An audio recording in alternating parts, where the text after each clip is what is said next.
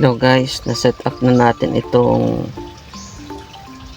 ginawa natin na 3265 na lithium iron phosphate. So meron tayong 8 battery, 3 parallel ito, series connection guys. So ito ang ating active balancer. Testingin natin kung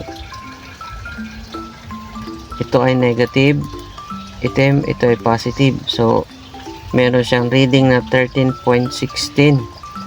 so kapag i-test natin dito sa baba, yan, test natin dito sa baba, yan, 3.314. dito meron siyang 6.60 volts DC guys. Ito 9.90, then dito 13.17. so pwede siyang pwede itong baterya magamit sa ating motor. So meron po siyang active balancer, yan, ating i-on para makita nyo guys. Yan, on natin, magkakaroon siya ng ilaw guys. Yan, kung makikita nyo ang ilaw dyan, meron siyang green na lights dyan.